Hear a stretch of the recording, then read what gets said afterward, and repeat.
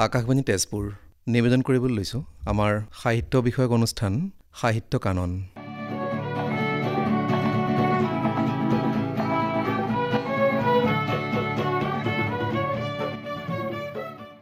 শ্ৰোতাসকললৈ সাদৰ সম্ভাষণ জনাই মুকলি কৰিছোঁ আমাৰ সাহিত্য কানন অনুষ্ঠানটি।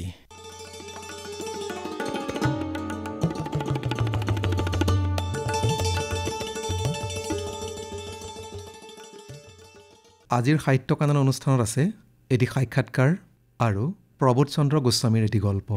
প্ৰথমেই আগবঢ়াইছোঁ প্ৰজ্ঞাধী ডক্টৰ স্বাধীনতা মহন্তৰ সৈতে হোৱা এটি সাক্ষাৎকাৰ।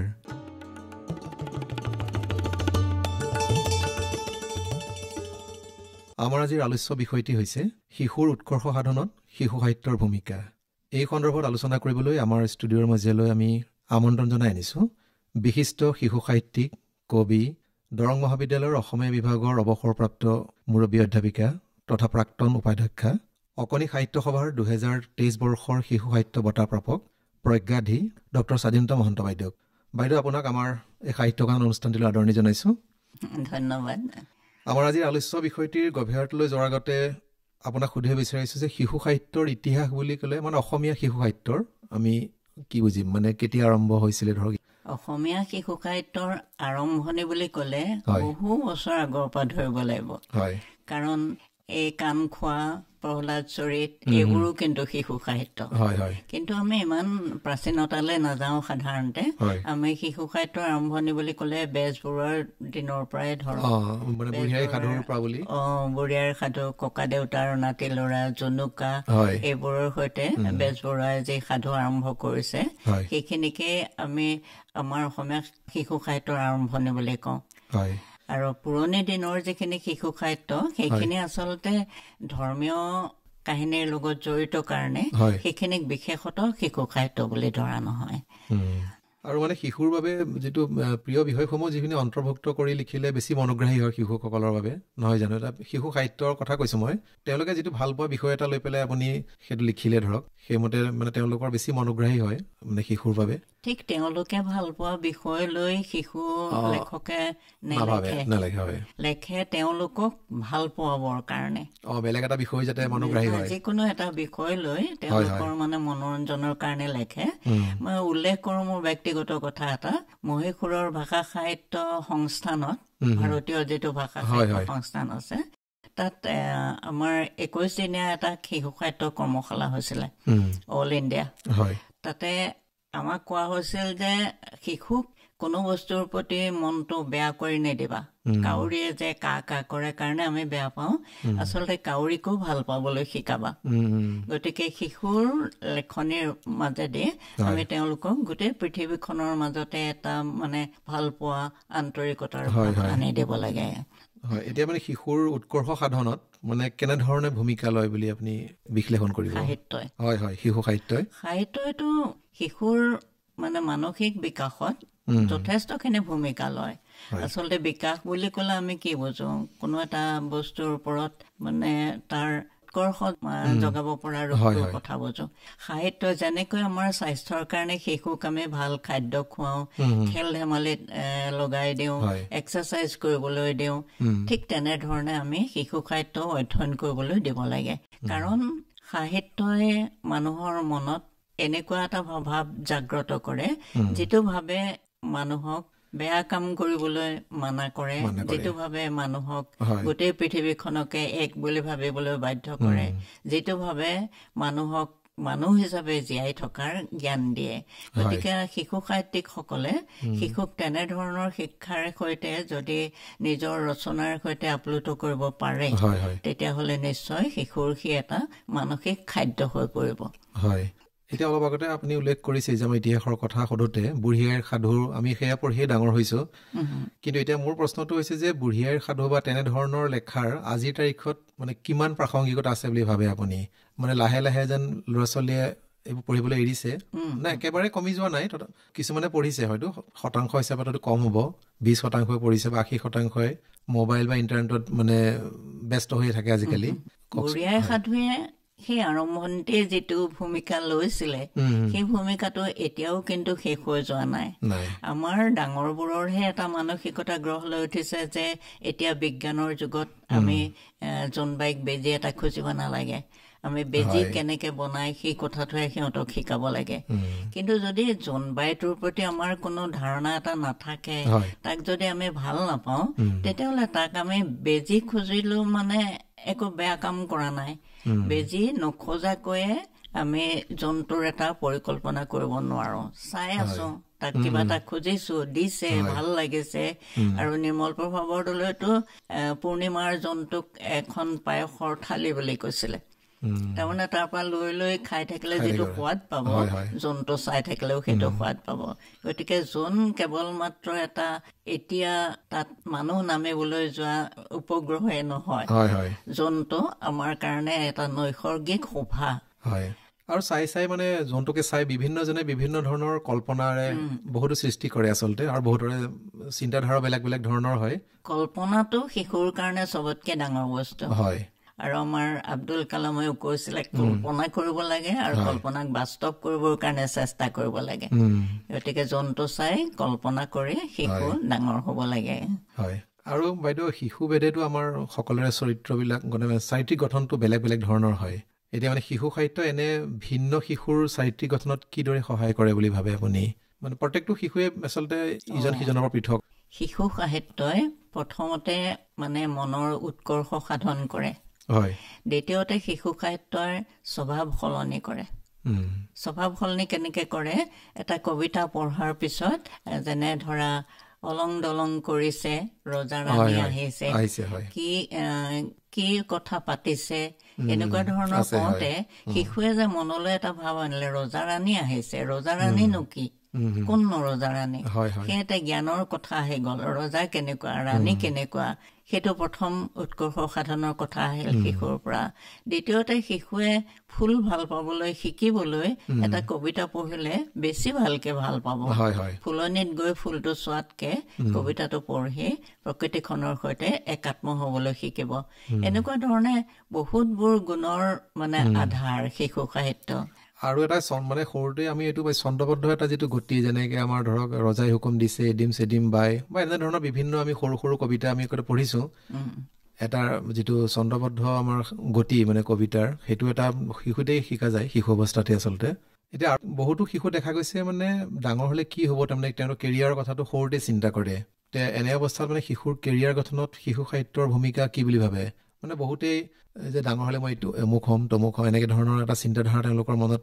মানে গঢ় লৈ উঠে শিশু সাহিত্য এই ক্ষেত্ৰত কেনেধৰণে সহায় কৰে বুলি আপুনি ভাবে আচলতে জাপ মাৰি কোনোটো বস্তু পাবগে নোৱাৰে সেইটো হয় তাৰ লাহে লাহে ক্ৰমে ক্ৰমে সেইখিনি পাবগে লাগিব জনলোকো আজি অত বছৰৰ মূৰতহে কিবা এটা কৰি যাবলৈ এটা উপগ্ৰহ পঠাবলৈ মানে সমৰ্থ হৈছে গতিকে আমি কেৰিয়াৰ গঢ়িব লাগিব কিন্তু কেৰিয়াৰ কেনেকে গঢ়িম আমি সেইটো চিন্তা প্ৰথমতে কৰিব লাগিব সেই শিশুটোক আমি মানসিকভাৱে সক্ষম কৰি ডাঙৰ কৰিব লাগিব তেতিয়াহে সি আকৌ তাৰ কেৰিয়াৰ গঢ়িবৰ কাৰণে আগবাঢ়ি আহিব পাৰিব গতিকে শিশুৰ সৰু দিনৰ কবিতা এটা মই এনে উল্লেখ কৰোঁ আগৰ কবিতা আছিলে বুবুলহঁতৰ ঘৰৰ চালত দেখিবা বাৰু মা ঘনচিৰিকাৰ বাহ এতিয়াতো ঘনচিৰিকা চৰাই নাই বুলি মানুহে হাহাকাৰ কৰি আছে আৰু ঘনচিৰিকাক পুহিবৰ কাৰণে চেষ্টা কৰিছে কিন্তু আগৰ কেনেকুৱা আছিলে বুবুলহঁতৰ ঘৰৰ চালত সদায় ঘনচিৰিকাৰ বাহ এটা থাকে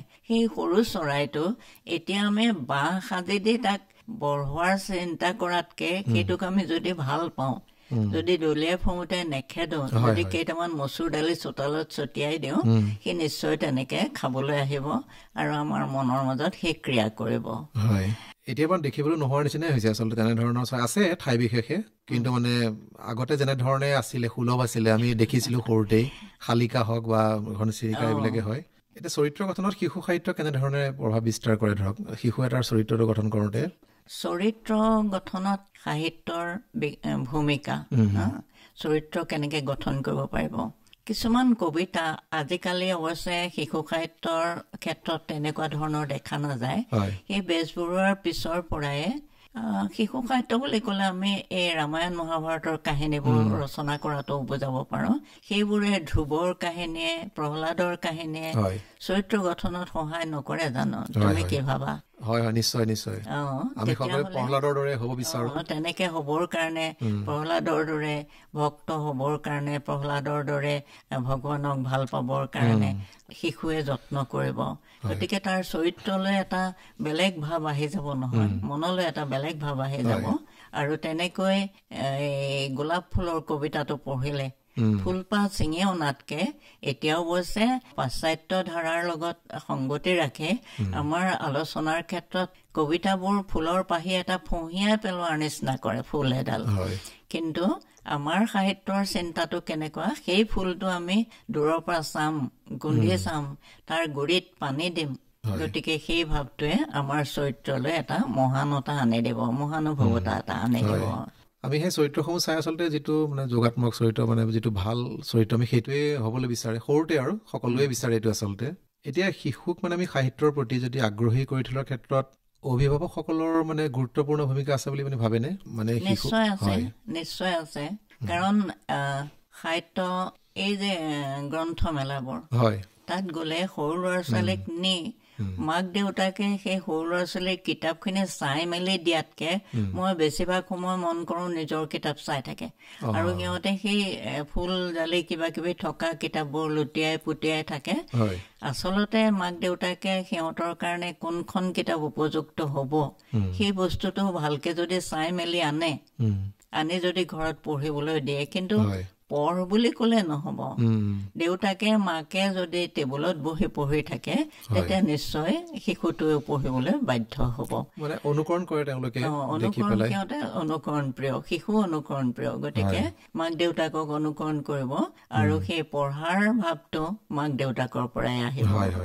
মই সেইটো এটা কাহিনী মনত পৰিছে, মানে এখন ট্ৰেইনত মানে যাত্ৰা কৰি থকা যাত্ৰীসকলৰ বেছি সংখ্যকে মোবাইল বা বেলেগ হেড ব্যস্ত আছিলে, কিন্তু এগৰাকী মাতৃয়ে তেওঁ কিতাপ পঢ়ি আছে আৰু তেওঁৰ মানে সৰু ল'ৰা বা ছোৱালীজনীয়ে কিতাপো পঢ়ি আছে। বাকীসকল অলপ আচৰিত হৈছে আৰু তেতিয়া কৈছে যে এওঁক কেনেকৈ আপুনি শিকাইছে কিতাপ পঢ়িবৰ কাৰণে?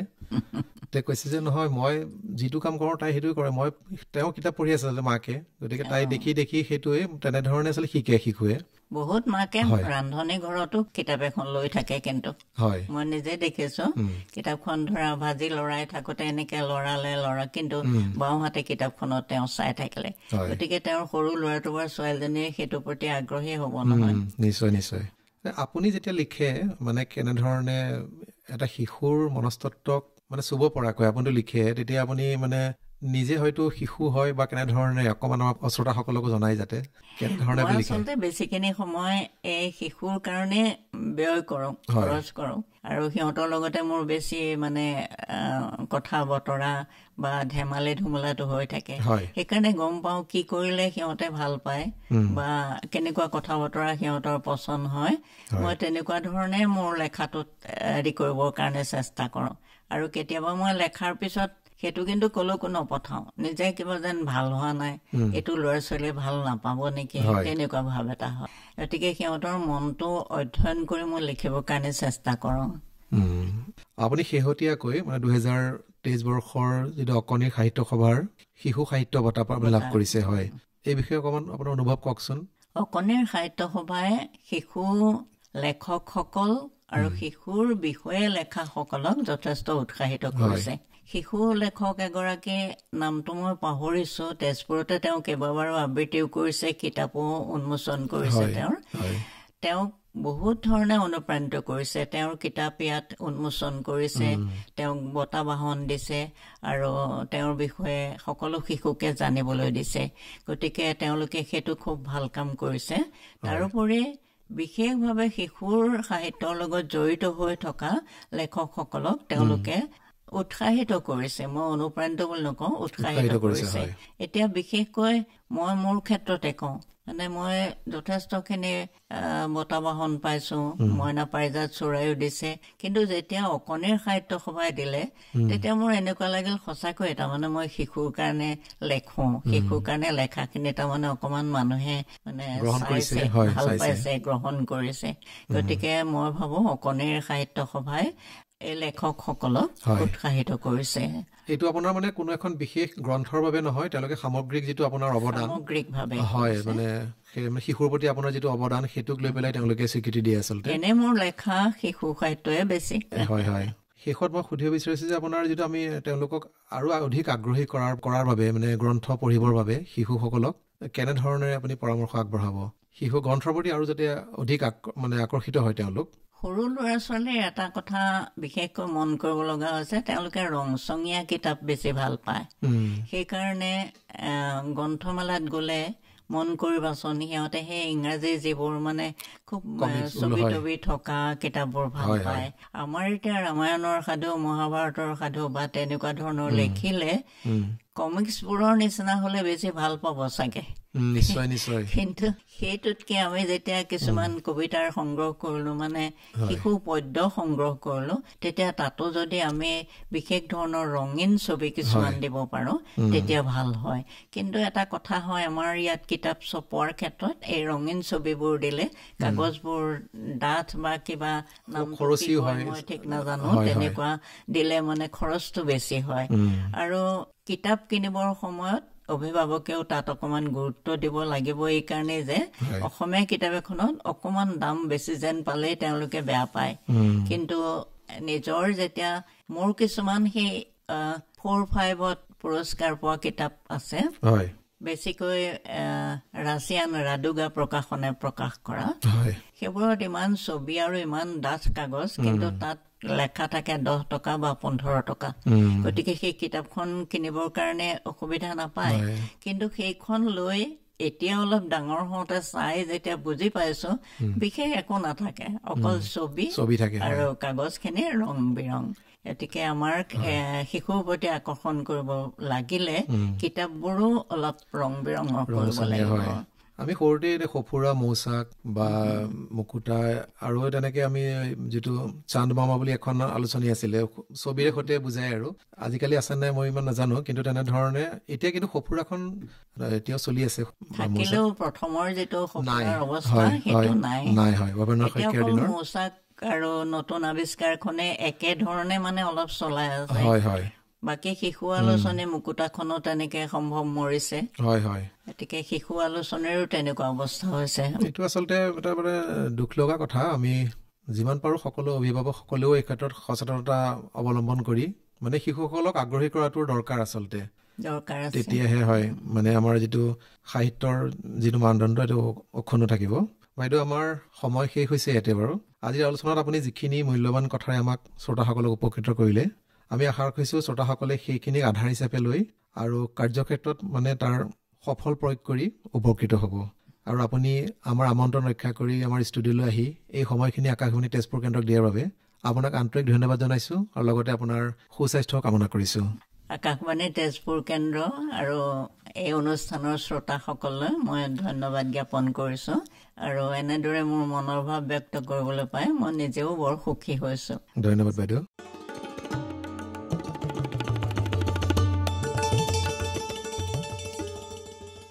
ইমান পৰে শ্ৰোতাসকলে শিশুৰ উৎকৰ্ষ সাধনত শিশু সাহিত্যৰ ভূমিকা এই বিষয়ে হোৱা আলোচনাটি শুনিলে। ইয়াত ভাগ ল'লে বিশিষ্ট শিশু সাহিত্যিক, কবি, দৰং মহাবিদ্যালয়ৰ অসমীয়া বিভাগৰ অৱসৰপ্ৰাপ্ত মুৰব্বী অধ্যাপিকা তথা প্ৰাক্তন উপাধ্যক্ষা, অকণিৰ সাহিত্য সভাৰ 2023 বৰ্ষৰ শিশু সাহিত্য বঁটা প্ৰাপক প্ৰজ্ঞাধী ডক্টৰ স্বাধীনতা মহন্ত বাইদেৱে। সাক্ষাৎ গ্ৰহণ কৰিলে প্ৰাঞ্জল শইকীয়াই। শ্ৰোতাবৃন্দ, সাহিত্য কানন অনুষ্ঠানটিত এতিয়া আগবঢ়াইছোঁ এটি গল্প।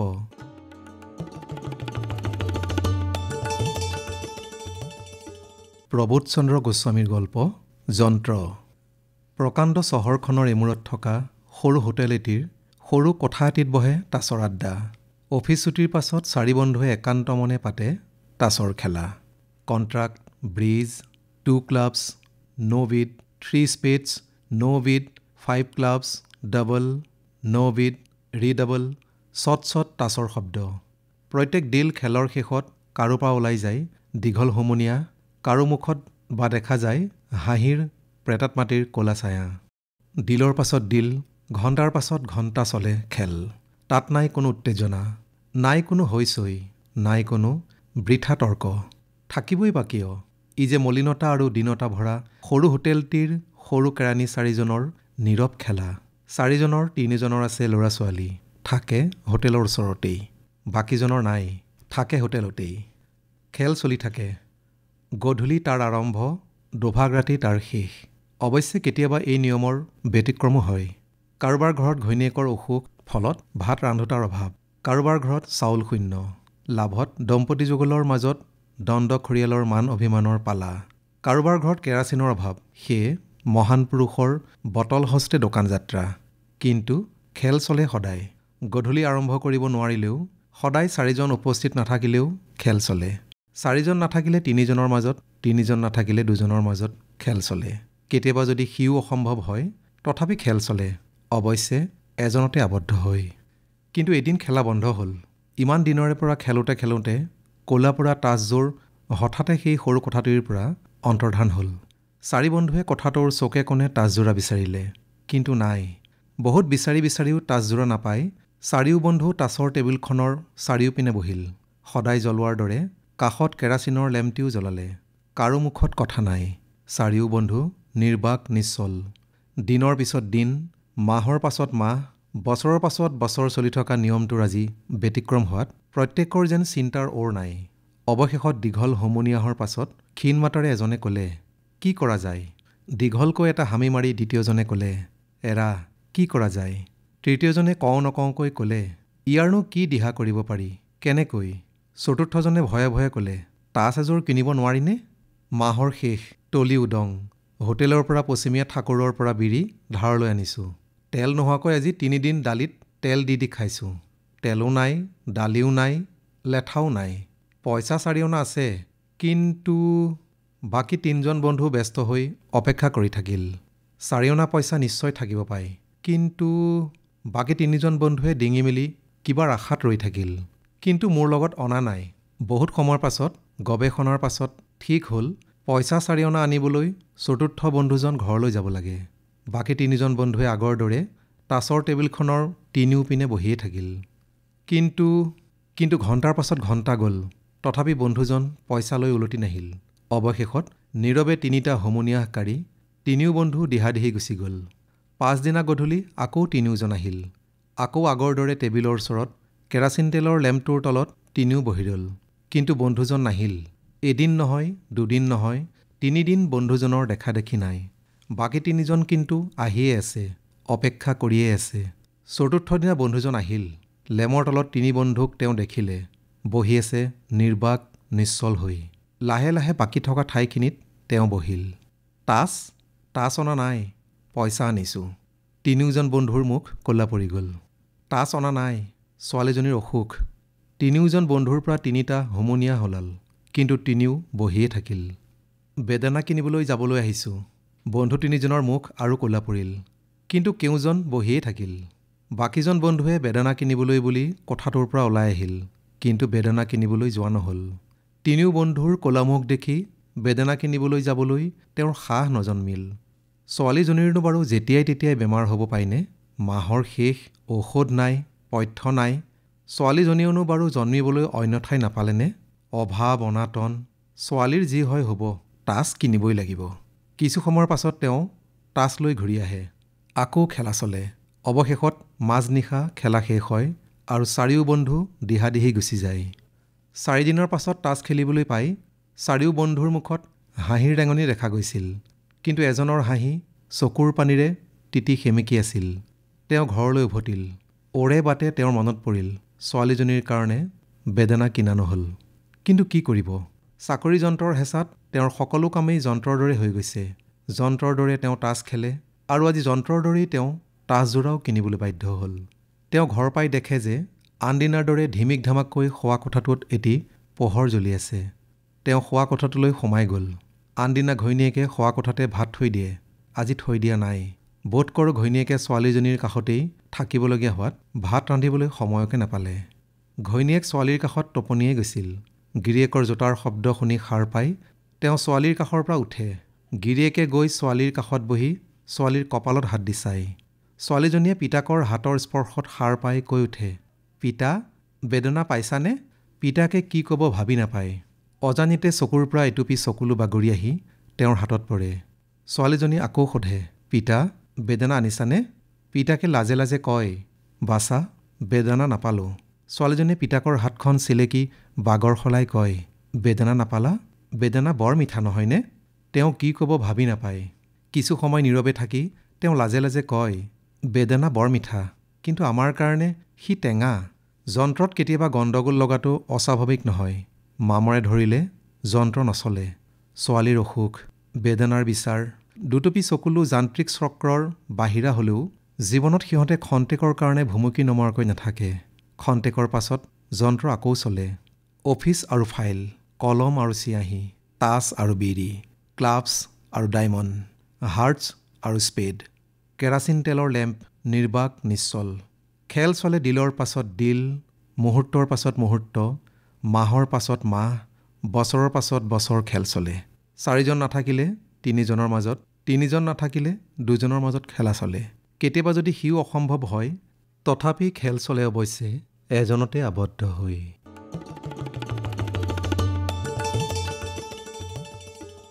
ইমান পৰে শ্ৰোতাসকলে প্ৰবোধ চন্দ্ৰ গোস্বামীৰ গল্প যন্ত্ৰ শুনিলে। পাঠ কৰিলে প্ৰাঞ্জল শইকীয়াই। শ্ৰোতাবৃন্দ, অহা 24, 25 আৰু 26 ডিচেম্বৰত বৰ্ণাঢ্য কাৰ্যসূচীৰে তেজপুৰত অনুষ্ঠিত হ'ব সাহিত্য উৎসৱ। এই বিষয়ে বিতংভাৱে শ্ৰোতাসকলক অৱগত কৰিছে উদযাপন সমিতিৰ সভাপতি জয়শ্ৰী ভূঞাই। অহা 24, 25 আৰু 26 ডিচেম্বৰত আমাৰ তেজপুৰত এখন সাহিত্য উৎসৱৰ আয়োজন কৰা হৈছে। এই সাহিত্য উৎসৱখন আচলতে আমি 2022 চনত পোনপ্ৰথমবাৰৰ বাবে কৰিছিলোঁ আৰু এইবাৰে এই সাহিত্য উৎসৱখন দ্বিতীয় বৰ্ষ। এই দ্বিতীয় বৰ্ষৰ কাৰ্যসূচী হিচাপে আমাৰ প্ৰথম দিনা 24 ডিচেম্বৰত আমাৰ উদ্বোধনী অনুষ্ঠান থাকিব। সেইদিনাৰ মুখ্য অতিথি ৰূপে আমাৰ তাত উপস্থিত থাকিব আমাৰ অৱসৰপ্ৰাপ্ত লেফটেনেণ্ট জেনেৰেল ৰাণা প্ৰতাপ কলিতাদেৱ। আপোনাৰ প্ৰথম দিনা আমাৰ ৰবি সিং থাকিব আলোচক হিচাপে, আৰু যমুনা বিনি থাকিব, আৰু শেফালী বৈদ্য থাকিব, তেখেত সাহিত্যিক আৰু সুবক্তা। দ্বিতীয় দিনা 25 ডিচেম্বৰত আমাৰ বিশেষ আকৰ্ষণ আমাৰ এটি দৃশ্যমান মাধ্যমত সাহিত্য শীৰ্ষক এটি চিনেমা জগতৰ লগত জড়িত এটি অনুষ্ঠান থাকিব। এই অনুষ্ঠানটিত আমাৰ উপস্থিত থাকিব উৎপল দত্তদেৱ, ডক্টৰ জাহানাৰা বেগম ৰাষ্ট্ৰীয় বঁটা বিজয়ী অভিনেত্ৰী, আৰু উৎপল দত্ত তেখেত বিশিষ্ট লেখক আৰু চিত্ৰ নিৰ্মাতা, আৰু প্ৰদ্যুৎ ডেকা থাকিব ৰাজ্যিক বঁটা প্ৰাপ্ত চিত্ৰ নিৰ্মাতাৰ বিশিষ্ট লেখক তেখেত। দ্বিতীয় দিনাই বিশেষভাৱে উপস্থিত থাকিব 25 তাৰিখে দুৰ্জয় দত্তদেৱ আৰু অৱসৰপ্ৰাপ্ত NSG কামাণ্ডো কৰ্ণেল কৌশল কাশ্যপ তেখেত থাকিব আলোচনা চক্ৰত, আৰু দুৰ্জয় দত্তদেৱ থাকিব দ্বিতীয় দিন। আৰু তৃতীয় দিনা থাকিব আমাৰ পৰিৱৰ্তনৰ অনুঘটক আৰ্থ সামাজিক পৰিৱেশৰ অগ্ৰগতি শীৰ্ষক এটি আলোচনা। তাত আলোচক হিচাপে থাকিব নীলম দত্ত, উদ্ভাৱক সংৰক্ষণবিদ, তেখেত বিভৱ তালুকদাৰ, মুখ্য কাৰ্যবাহী অৰণ্য, আৰু পুষ্পধৰ দাসদেৱ। সেইদিনাই আমাৰ এটি সুন্দৰ অনুষ্ঠান হ'ব। তাত অতিথি ৰূপে থাকিব অতনু ভট্টাচাৰ্যদেৱ আৰু মিতালী দেৱৰ কল্পকথা, আৰু আমাৰ 25 তাৰিখে এটি সাধু কথাৰ অনুষ্ঠানো থাকিব।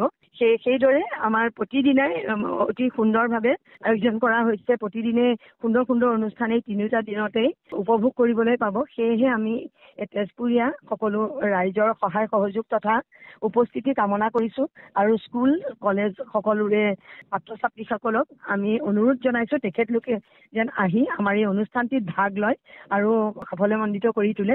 যিহেতু আমি এই উঠি অহা যুৱ প্ৰজন্মসকলৰ বাবেই আমি বা সৰু সৰু ল'ৰা ছোৱালীখিনিৰ কাৰণে আমি যিখিনি সাহিত্যৰ লগত জড়িত ব্যক্তিসকলক মাতি তেখেতলোকক নিমন্ত্ৰণ কৰি আনিছোঁ। এই সৰু আমাৰ একেবাৰে সৰুৰ পৰা যেনেকৈ শিশুসকলে যাতে এই সাহিত্যৰ প্ৰতি তেওঁলোকৰ ধাউতি বাঢ়িবৰ বাবে, যিহেতু কিতাপ পঢ়াৰ লগত তেওঁলোক জড়িত হৈ অদূৰ ভৱিষ্যতে যাতে তেওঁলোকে নিজৰ জীৱনত সফলতা লাভ কৰিব পাৰে বিদ্যাৰ ক্ষেত্ৰত, সেইদৰে এই সাহিত্যৰ জগতৰ স্বনামধন্য ব্যক্তিসকলক আমি নিমন্ত্ৰণ কৰি আনিছোঁ। সেয়েহে আমি বিচাৰিছোঁ যাতে আমি তেখেতলোক স্কুল কলেজৰ সকলো ছাত্ৰ ছাত্ৰীসকল আহক, আৰু এই প্ৰতিদিনৰে খিনি আমাৰ আলোচনা চক্ৰই হওক বা তেওঁলোকৰ উপভোগ কৰিবৰ বাবে কাৰ্যসূচী ৰাখিছোঁ। আমাৰ এতিয়া কুইজ প্ৰতিযোগিতা আছে।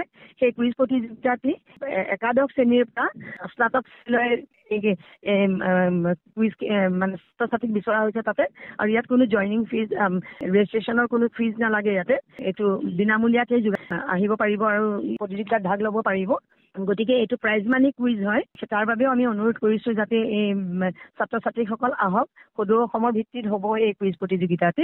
তেনেদৰে প্ৰতিদিনে সুন্দৰভাৱে কাৰ্যসূচীখিনি তৈয়াৰী কৰা হৈছে। গতিকে আমি বিচাৰিছোঁ সকলো ছাত্ৰ ছাত্ৰী আহক, তেজপুৰীয়া ৰাইজ আহক, সাহিত্যৰ সোৱাদ লওক, দেশ বিদেশৰ পৰা অহা সাহিত্যিকসকলৰ লগত মত বিনিময় কৰক, তেওঁলোকৰ লগত কথা বতৰা পাতি এই 3টা দিন সুন্দৰভাৱে তেওঁলোকে উপভোগ কৰক।